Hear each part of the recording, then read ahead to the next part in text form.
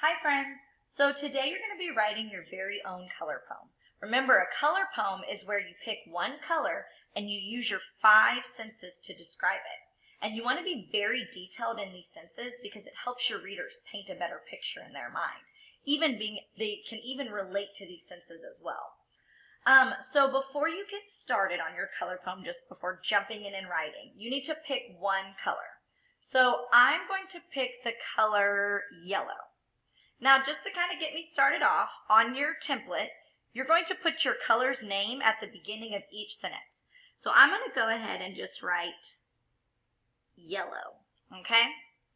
Now, you can go ahead and write yellow all the way down, or you can do it one at a time, but I might go ahead and just write yellow all at the same time. That way I can get a good start off to my sentence. So I'm going to write yellow, yellow, yellow. Remember, your color never changes. You pick one color. Okay, so before I just start writing with using my senses, I'm going to think about all the things that are yellow because this will help you come up with better ideas for your senses. So I know that cheese is yellow, sunflowers, lemons, baby chicks, a rubber duck, the sun, pencils can be yellow, a bouncy ball can be yellow. So I think that's pretty much good. Even a marker can be yellow. That's enough ideas for me right now. So now I'm going to jump in and start using my senses. So I'm going to go through these, and you don't even have to start at the beginning and go through them one at a time. You can kind of jump around with whatever senses jump out to you. But what I want to talk about today is using lots of details. When you're describing the color, you don't just want to tell them something like, yellow smells like lemons. You need to use more descriptive words, more details, so your reader can paint a better picture in their head. So for me, when I think of the color yellow and what it smells like, in my head, I can smell lemons.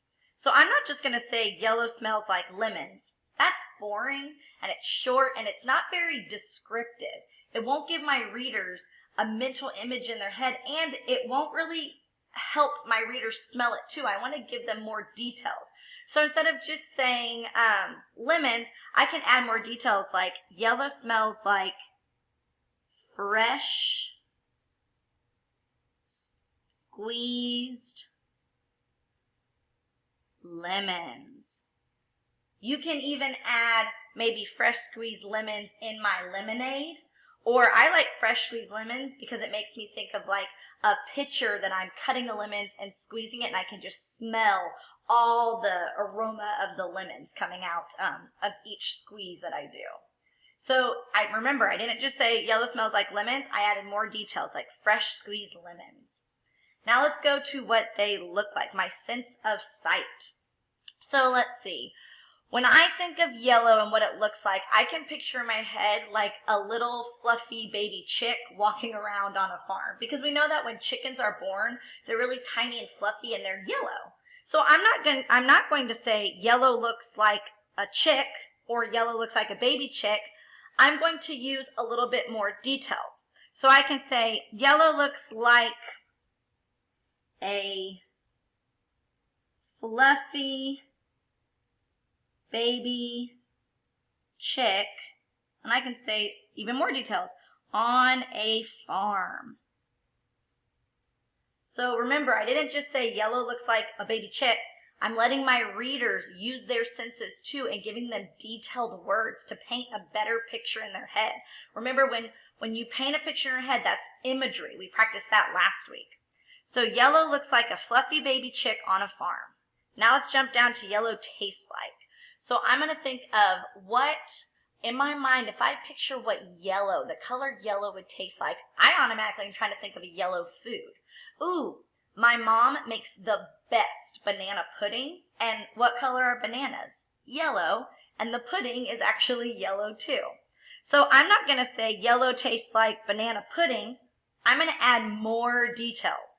So I could say yellow tastes like, and I just told you a minute ago, it's my mom's like famous banana pudding. She makes it every year for Thanksgiving. So I can say yellow tastes like my mom's famous banana